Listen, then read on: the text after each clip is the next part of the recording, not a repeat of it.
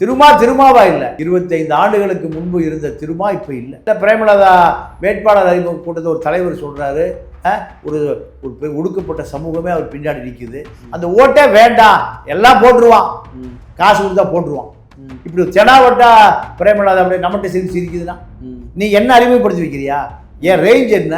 2-3 medical college வச்சுருக்கேன், ஒரு 10,000 கோடி ரூபா சொத்து, 10 சீட்டு வாங்கியிருக்கேன், உனக்கு 8 தான் கொடுத்துருக்காங்க. நான் தலைவியா நீ தலைவியா? இந்த திமிரு தான். இந்த அம்மா ஆணவத்தின் உச்சியில் இருக்கிறது, யாரையுமே மதிக்கிறது. ஜெயலலிதா கூட கட்சிக்கார ஏழைபாளையும் மதிக்கும். இப்போ 8 சீட்டு நாயுடு சமூகத்தை சேர்ந்தவர்கள் தான் நிற்கிறாங்க. நாயுடு முன்னேற்ற கழகம் விஜயகாந்த் இருந்த காலத்திலேயே இந்த அம்மா தான் அதிகார மையம். விஜயகாந்த் மரணத்துக்கு போராடுகிற பொழுது ஸ்ட்ரெச்சரில் கொண்டு வந்து தலைவியாச்சு. பிரேமலதா தன்னை வந்து ஜெயலலிதா அவருக்கு ஈக்குவலா, சசிகலா அவருக்கு ஈக்குவலா வந்து நினைச்சு, சசிகலாவுக்கு இல்லை, ஜெயலலிதாவை விட 2 மடங்கு மேல அந்த மாதிரி நினைச்சிட்டு இருக்கு. 0.4% வாக்கு சதவீதம். அதை ஸ்டாலின் அதை 0 இல்லாம 40% கணக்கு போட்டிருக்காரு. 40% வாக்கு இருப்பதா கணக்கு. சீந்த ஆள் இல்லை, ஈமைத்து கொண்டிருந்த ஒரு பண்டம், அதை கோயில் பூஜை அறையில் வைத்தவர் ஸ்டாலின். அதிமுக கூட்டணி 2011 இந்த கூட்டணிக்காக 2000 கோடி ரூபாய் வாங்கிய பிரேமலதா. 2000 கோடி. அதான் Pondicherry Venkateswara medical college 100 acre. அவர் இந்த முட்டாப்பைய தமிழை மூடன் முட்டாள் விஜயகாந்த் நல்லவன் வல்லவன். பட்டியல் இன மக்களை பொறுத்தவரை இந்த தேர்தலை பிரேமலதாவுக்கு சரியான பாடம். வன்னியர் பெல்ட்டில் நீ வாய்ப்பை ஓட்டே போட மாட்டாங்க. வன்னியர் பெல்ட்டில் திமுக வன்னியர்களே ஓட்டு போட மாட்டாங்க பிரேமலதாவுக்கு. அப்போது சிறுத்தைகளை போடலைன்னா அந்த அம்மாவுடைய 10 தொகுதி நாயுடு முன்னேற்ற கழகம் கண்டிப்பாக திமுகவே தோற்க போகுது. அதில் பிரேமலதாவும் தோற்றால் திமுக கூட்டணி ஒட்டஞ்சி சுக்குநூறாயிரம் ஒரே மாதத்தில். திமுக செய்கிற தவறையெல்லாம் தூக்கி பிடிப்பது தான் வாழ்நாள் முழுக்க திருமாவுடைய வேலை. திமுக கூட்டணி கட்சி தலைவராக இருந்து அப்போ நீங்கள் என்ன திமுக தலைவர் நினச்சிக்கிறீங்களா? சிறுத்தைகளுடைய சரிவு மிக வேகமாக விரைவுபடுத்தப்பட்டிருக்கு. எழுதி வச்சு கலைஞர்கள் சொன்னார் 7 சீட்டும் ராஜ்யசபா எடுத்துன்னு சொன்னார். நான் வந்து அந்த இடத்துல இருந்து பார்த்தேன், ஒரு கூட்டணி கட்சி தலைவரை நான் இருந்து பார்க்கும்பொழுது அண்ணா கொடுங்கன்னு சொல்லி 8 சீட் நான் தான் வந்து கையெழுத்து போட்டு வரல. 5 போட்டு தான் நல்லா இருந்தது. மீதி நீங்களே வச்சு ஜெயிச்சு நாட்டை புனிங்க. ஏங்க இதெல்லாம் இப்போ டென்ஷன் பண்ணாதீங்க, வேறு ஏதாவது பேசணும். ஒரு தலைவருக்கான தகுதி இது இல்லைங்க. வரலாறு இவரை மன்னிக்காது. நிம்மதி ப்ராப்பர்ட்டி மேனேஜ்மெண்ட் உங்கள் பழைய வீட்டை புதிய வீடாக மாற்றலாம் வாங்க. வாய்ஸ் ஆஃப் தமிழ்நாடு பார்வையாளர்களுக்கு வணக்கம். இன்றைய சிறப்பு நேர்காணலில் நம்ம இணைந்திருப்பவர் மூத்த பத்திரிகையாளர் திரு தமிழா பாண்டியன் அவர்கள். சார் வணக்கம். பொதுக்கூட்டத்தில் அண்ணன் திருமாவர்கள் ஒவ்வொரு வேட்பாளராக அறிமுகப்படுத்துறாரு, எல்லாருமே எழுந்து நின்று வணக்க வைக்கிறாங்க. பிரேமலதா பார்த்தீங்கன்னா என்ன பண்ணியிருக்காங்க, இவர் சொல்கிறாரு ஒரு மாதிரி நமக்கே பார்க்கும்போது தெரியுது, ஆணவமா ஒரு மாதிரி திமிரா வந்து சிரிக்கிற மாதிரி தான் தெரிஞ்சுது. அப்படி தான் பண்ணாங்க அவங்க. ஒரு டைம் இல்லை 2 டைம் வந்து அவங்க பேரை உச்சரிக்கும் பொழுது பண்ணுறாங்க.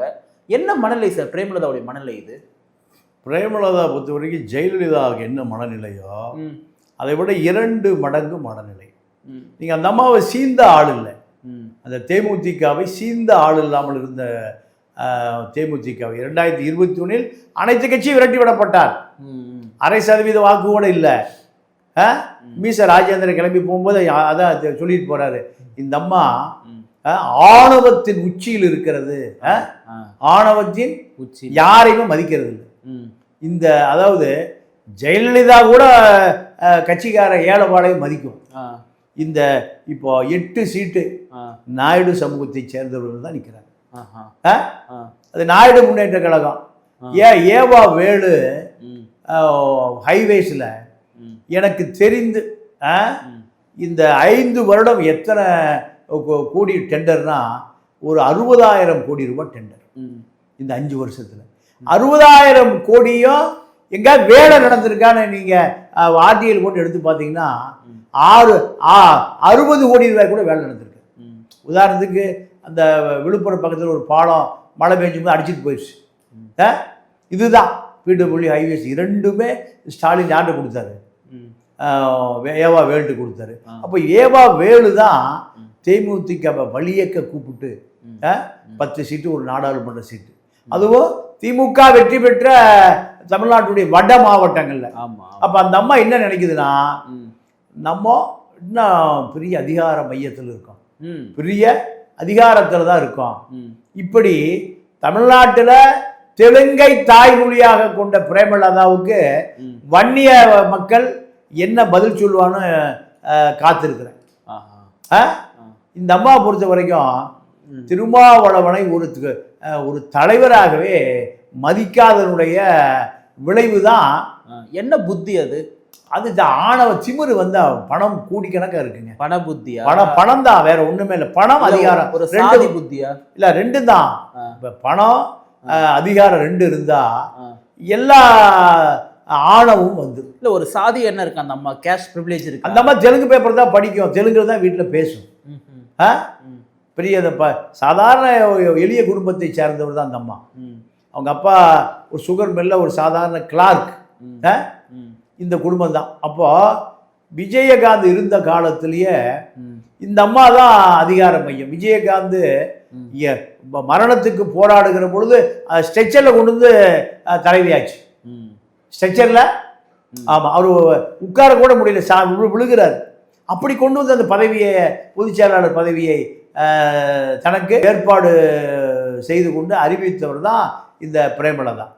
இந்த தேர்தலில் பிரேமலதாவை சீந்துவதற்கு ஆள் இல்லை என்றால் இந்த கட்சி மக்கள் மறந்துருப்பான்.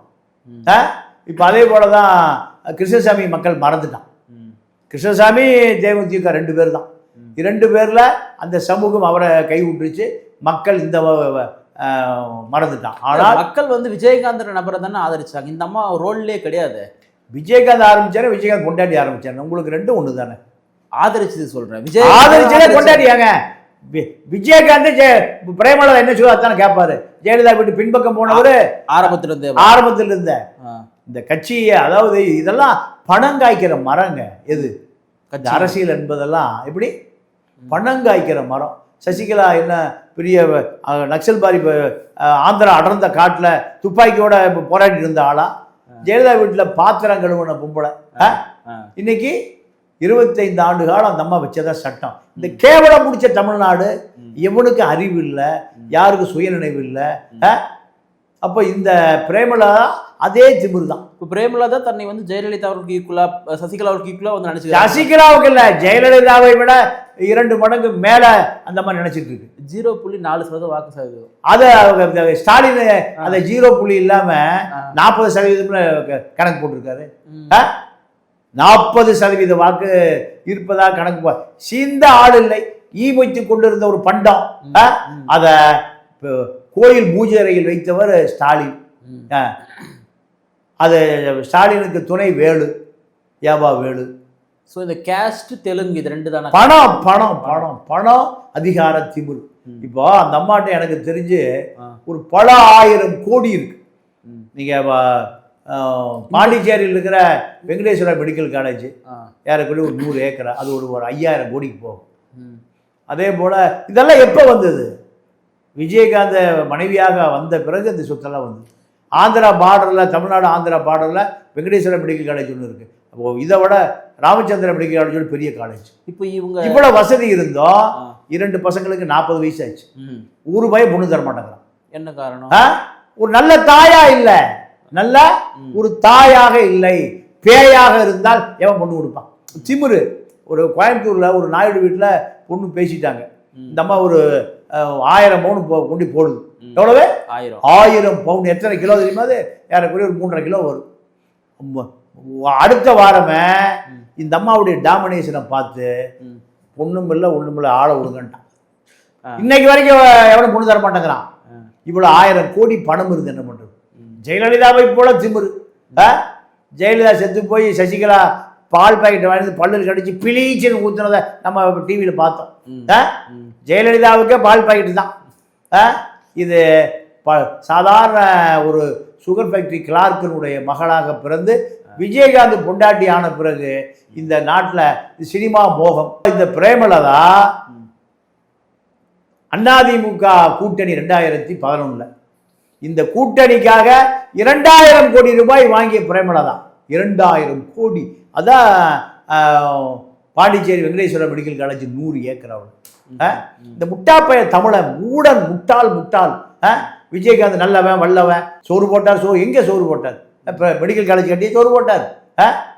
மெடிக்கல் காலேஜில் ஏழை எளிய மாணவனுக்கு அங்கே சீட்டு கிடைக்குமா? 50 லட்ச ரூபா இருந்தால் தான் அந்த பக்கமே போகணும்.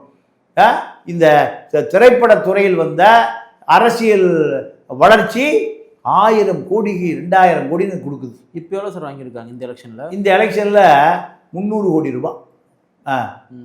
சாதாரணமாக 30 கோடி ரூபாய். எல்லா கூட்டணி கட்சிகள் எல்லாமே 20 கோடி 20 கோடி கொடுக்குறாங்க.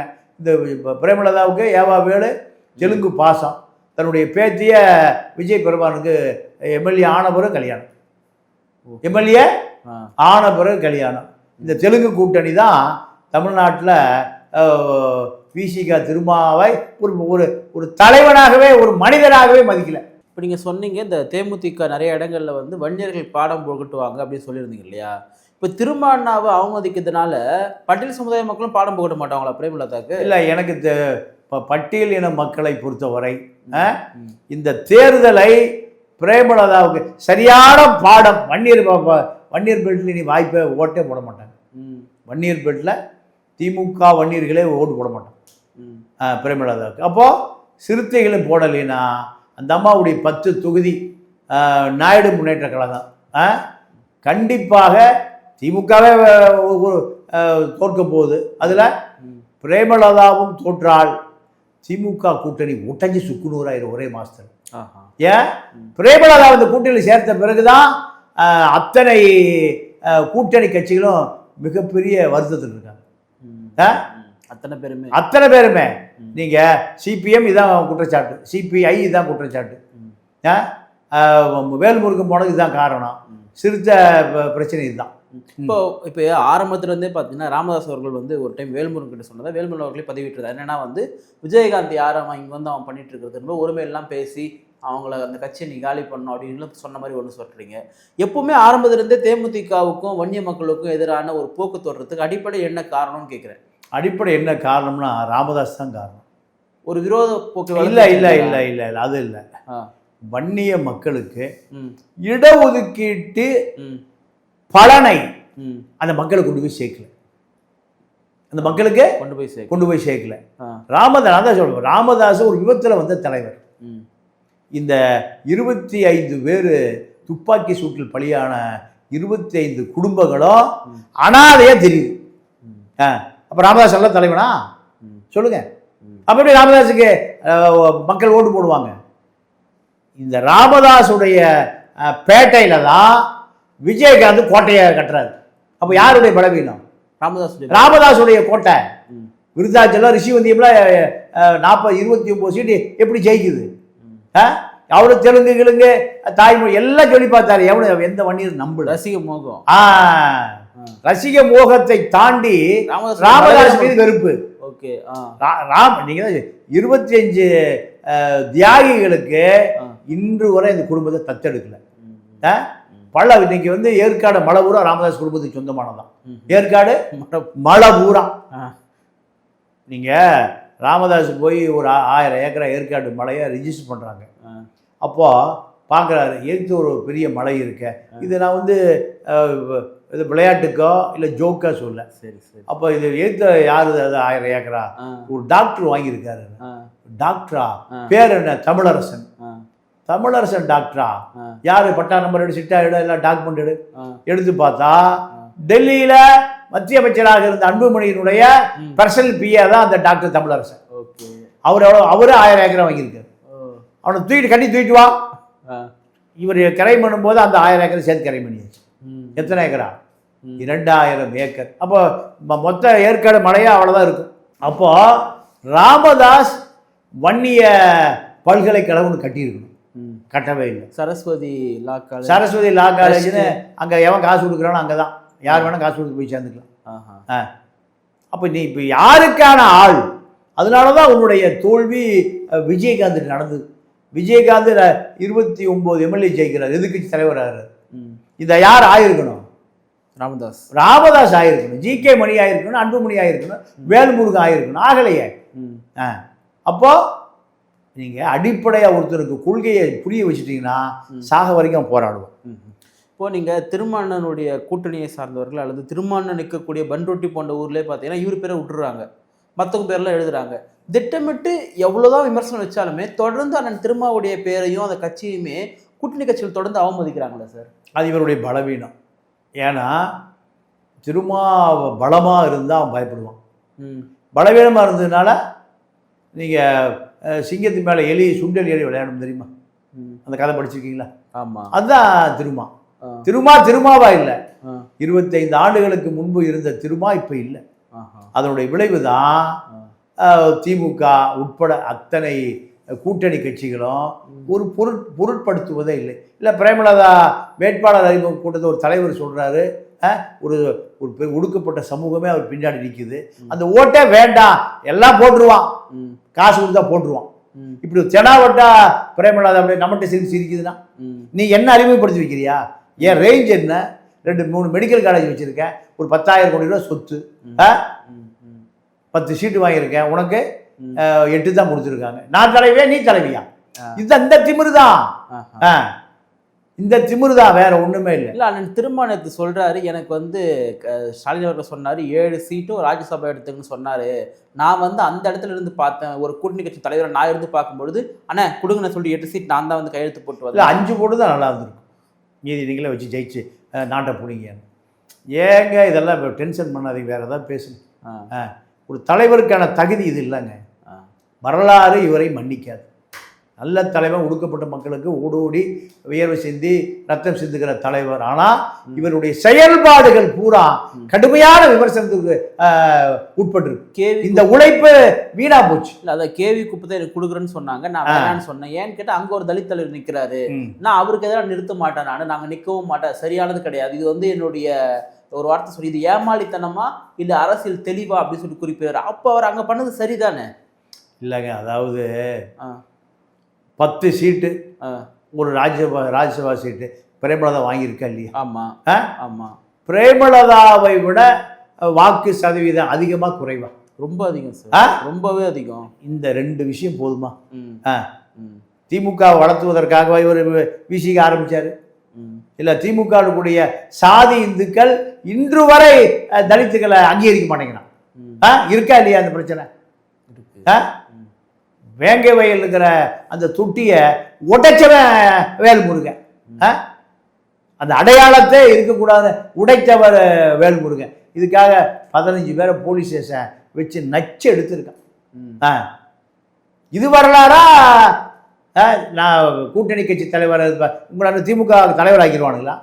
அப்புறம் அப்புறம் அப்போ நீங்க 10 விடுதலை சிறுத்தை சட்டமன்றத்துக்கு வந்தா எவ்வளவு பெரிய அதிகாரமா இருக்கும்.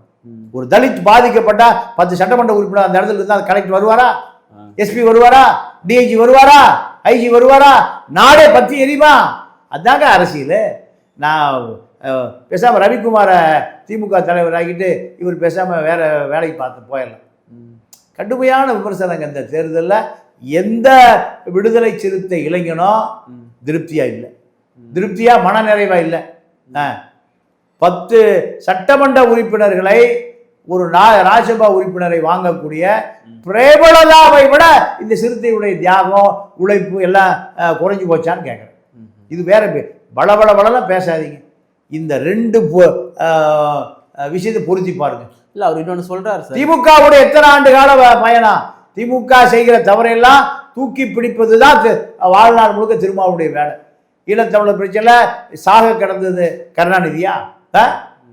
அங்கிருந்து கடல் கதவு எங்களை காப்பாற்று கதறலாம். அப்போ இந்த தகுதி உடைய நீங்கள் இப்பொழுது திமுகவுடைய கூட்டணி கட்சி தலைவராக இருந்து அப்போ நீங்க என்ன திமுக தலைவர் நினைச்சுக்கிறீங்களா? சிறுத்தைகளுடைய சரிவு மிக வேகமாக விரைவுபடுத்தப்பட்டிருக்கு, எழுதி வச்சுக்க. இல்லை அவர் ஒன்று சொல்றாரு, இப்போ இந்த 8 சீட் வாங்கினதுல 1 சீட்டு வந்து ஜோதிமணி காங்கிரஸ் கட்சியை சார்ந்தவர் அவர் இளைய பெருமாளுடைய மகனுக்கு வந்து கொடுத்துருக்காரு. இதை நீங்கள் விமர்சனம் பண்ணுறீங்க. இதுக்கு முன்னாடியே சமயநல்லூரில் எனக்காக நான் கேட்டு வாங்கின தொகுதியை கக்கனுடைய பேத்திக்கு நான் வந்து கொடுத்தேன். நான் இதெல்லாம் வந்து ஒரு தியாகம், இந்த மாதிரிலாம் யார் பண்ணுவாங்க, இது வந்து என்னுடைய அரசியலை விரிவுபடுத்துகிறேன் நான் அப்படின்னு சொல்கிறாரு. இல்லைங்க, அதாவது சிறுத்தைகளுக்கு அரசியலை விரிவுபடுத்துவதற்கு நீங்கள் 8 சீட்டு வாங்காம விட்டுருக்கணும். இல்ல அந்த கட்சியை நான் வந்து பொது கட்சியா வந்து கொண்டு இல்ல எந்த காலத்திலயும் உங்களை பொது கட்சி அங்கீகரிக்க மாட்டான். உங்களை தலித் தலைவா தான் பார்ப்பான். இந்த பாதி இடங்களை கொடிய கட்டலையே, உங்க கொடிய கட்டலையே. இல்ல மாயாவதியே தலித் தலைவர் தான் பாக்குறாங்க அத்தனை முறை ஆட்சி செஞ்சவங்களே. இல்ல பார்த்து அந்த அம்மா கன்சிராமுடைய உழைப்ப அந்த அம்மா பிஜேபியில மொத்தமா வித்துருச்சு. இல்ல நான் வந்து சொல்றேன் முதலமைச்சராயுமே அவங்க அப்படித்தானே பாக்குறாங்க. ஆமா ஆமா ஆமா ஆமா அது அந்த அம்மா பார்ப்பன பெண். அது கன்சிராமுடைய கண்டுபிடிப்பு அது பார்ப்பன பெண்ணா மாறிடுச்சு. அது அந்த அம்மா தலித் பெண்ணு அல்ல. அதனாலதான் காணாம போச்சு. இல்ல அண்ணன் திரும்பவுமே இதை பொது கட்சியா தானே மாத்த முயற்சி பண்றாரு. ஆமா எந்த காலத்திலையும் பொது கட்சியா உங்களை பொது தலைவராக ஏற்றுக்கொள்ள மாட்டான். அதுக்கு பல வாய்ப்புகள் வந்து அந்த வாய்ப்புகளை மண்ணள்ளி போட்டவரே நீங்க தான். இப்போ 62 63 வயசுல நீங்க உங்களுடைய சித்தாந்தம் வேதாந்தம் கொள்கை தலித் அரசியல் எல்லாமே நீர்த்து போல. ஒரு தலித் வந்து இப்ப இவர் இல்ல யார் வந்தாலுமே ஏத்துக்க மாட்டாங்கன்றீங்களா தமிழ்நாட்டை பொறுத்த வரைக்கும்? இல்லங்க நீங்க தலைவனுக்குன்னு ஒரு போர்க்குணம் மிக்க தலைவனா இருக்கணும். சமரசம் பண்ற அம்பேத்கர் கடைசி வரைக்கும் சட்ட அமைச்சரை தூக்கி போட்டு வந்தார். ஆமா காடா வழக்கு மன்னன வழக்குல உட்கார்ந்து சட்டத்தை எழுதியவர் அந்த சட்டத்தை நேரு தலைமையிலான பார்ப்பன நாடாளுமன்றம் ஏற்றுக்கொள்ள மறுக்குன்னு தூக்கி போட்டு வந்தார். இவரை போல சமரசம் பண்ணி நான் கூட்டணி தலைவராக ஸ்டாலின் இடத்துல உட்கார்ந்து பாக்குறேங்க. அதான் சொல்றாரு. அப்போ ஸ்டாலின் இடத்துல உட்கார்ந்து பார்த்து இன்னும் மதுரையில கொடியேற்ற முடியல, கள்ளக்குறிச்சியில கொடியேற்ற முடியல. அப்போ இதான் ஸ்டாலினுடைய பார்வை. தலித்துக்கள் எந்த சூழ்நிலையிலையும் ஒரு பொது தொகுதியில் நிற்க முடியல. ஒரு எந்த தலித் பிடபிள்யூ கான்ட்ராக்டரோ ஹைவேஸ் கான்ட்ராக்டரோ உங்களால உயர்த்த முடியல. கர்நாடகாவில் 6 முதல் 7% தலித் ஒப்பந்தக்காரனுக்கு கான்ட்ராக்டர்களுக்கு அரசு ஒப்பந்தம் கொடுக்கணும்னு ஒரு ஜிஓவே இருக்கு. இப்ப இங்க பன்னீர்தாஸ்ன்ற ஒரு பன்னீர்செல்வம் சார்ந்தவர் திருப்பூர் லிங்க் வச்சிட்டாரு அண்ணன். அவர் வந்து கிறிஸ்தவ பறையர்னு சொல்றாங்க. அப்போ பொது நிக்க வச்சுட்டார்லையா, சாதிச்சிட்டார் இல்லையா? இல்லைங்க, அதாவது 100 மார்க் வாங்கினா தான் நீங்கள் உங்களுக்கு கோல்டு மெடலிஸ்ட். சாதிச்சு பார்டர் மார்க்கில் பாஸ் ஆகிட்டாருங்க. 35 மார்க் வாங்கி பாஸ் ஆகிட்டாருங்க. இதுக்காக இத்தனை ஆண்டு கால உழைப்பு சொல்லுங்க. இத்தனை ஆண்டு கால உழைப்பு என்பது நீங்கள் எந்த சட்டமன்றம் நடந்தாலும் சரி தலித் வாக்கு இல்லாமல் யாரோ சட்டமன்றத்துக்கோ நாடாளுமன்றத்துக்கோ போக முடியாதுங்கிற ஒரு நிலை உருவாக்கி இருக்கணும் இத்தனை ஆண்டு கால உழைப்பு. இல்ல அதுதானே சொல்றாரு, சிறுத்தைகள் இல்லாமல் யாரும் ஆட்சி அமைக்க முடியாதுன்னு சொல்றாரு. ஆனா சிறுத்தை எவனுமே சேர்த்த மாட்டேங்கிறானா, பந்தியிலேயே உட்காராதீங்கிறானா, கொடியே கட்ட மாட்டேங்கிறானா. இதா சிறுத்தைகளுடைய வீரியம். நீங்க கள்ளக்குறிச்சி கலவரத்துல ஜெயிலில் முடிச்சு போன அத்தனை பேரும் தலித்துகள் தான். இவன் எவனும் கரெக்டாக பண்ண மாட்டானா. போலீஸ் என்ன சாதிடா, என்ன சாதி என்ன சாதி, அவனை தான் முடிச்சு உள்ள போட்டான். இதுக்கு எந்த போராட்டம் ஆர்ப்பாட்டம் எதுவுமே இல்லையே. வேங்கை வயலில் அந்த போலீஸ்கார சஸ்பெண்ட் பண்ணிட்டாங்க. அவனுக்கு இன்னைக்கு வரைக்கும் போஸ்டிங் வாங்கி கொடுக்க முடியலையே. அப்போ இந்த அதிகாரத்தை வச்சு என்ன பண்ணுறது, நாக்கு வலிக்கிறதா? சிறுத்தை நீங்கள் 25 ஆண்டுகளுக்கு முன்னால் இருந்த அந்த வீரியமான அமைப்பு இப்போ சிக்கி சீரழிஞ்சு சின்னாபண்டப்பட்டு நீங்கள் ரவிக்குமாரும் ஆளூர் ஷானவாசும் முடிவெடுக்கக்கூடிய நிலைமைக்கே, உங்களை மதிக்காமல் உங்களுக்கு பின்னுக்கு தள்ளி முடிவெடுக்கக்கூடிய நிலைமைக்கே இந்த விடுதலை சிறுத்தைகள் இன்னைக்கு வளர்ந்துருக்கு. இது ஆரோக்கியமா இல்லை நோய்வாய்ப்பட்டு போச்சா? இதை சுய விமர்சனம் செய்து இது இனி தேராது, இனி தேராது. இது கடைசியாக என்ன ஆகும்? இளையபெருமான ஒரு தலைவர் இருந்தார், கிருஷ்ணசாமின்னு ஒரு தலைவர் இருந்தார், ஜான் பாண்டியன்னு தலைவர் இருந்தார். இவர்களுடைய நிலைமை என்ன? இதே நிலைமை இன்னொரு 10 ஆண்டு காலத்தில் விடுதலை சிறுத்தைகள் ஒரு கட்சி இருந்ததுயா, வைகோன்னு கட்சி இருந்தாரியா, வீரமணின்னு ஒரு கட்சி இருந்தாரியா. இதே போல தான் இந்த சூழல் தான் அண்ணன் திருமா கடந்து வந்த பாதை. அதாவது மலையிலேருந்து இறங்கும்போது பள்ளம் தெரியாது, பள்ளத்துக்கு வந்த பிறகு என்ன தெரியும்? மழை தெரியும், மழை தெரியும். இதுதான் நான் ஏன் இவ்வளோ கடுமையாக விமர்சனம் வைக்கிறேன்னா, நடந்ததை சொல்கிறேன், அவ்வளோதான். எனக்கு ஒன்றும் வெறுப்போ ஒன்றும் அல்ல. எந்த சூழலையும் ஒரு ஒடுக்கப்பட்ட தலைவனை நம்ம விட்டு கொடுக்க முடியாது. இருந்தாலும் குடும்பத்துக்குள் நடக்கிற சச்சரவுகள் சண்டைகளை குடும்பம் கெட்டு போயிடும், அந்த குடும்பம் அழிஞ்சு போயிடும், குட்டிச்சவரா போயிடும் குடும்பம். அதற்காக அந்த குடும்பத்தில் யாராவது ஒருவன் சண்டை பிடித்து அவன் அந்த குடும்பத்தை தூக்கி நிறுத்தக்கூடிய ஒரு ஆள் கண்டிப்பாக இருப்பான். அந்த குடும்பம் ஒரு ஆள் தான் அந்த குடும்பத்தை தூக்கி நிறுத்தும். அதான் வரலாறு. அதே போல தான் இந்த வரலாறு இப்போ மிகப்பெரிய பின்னடைவுக்கு போய் கொண்டிருக்கு.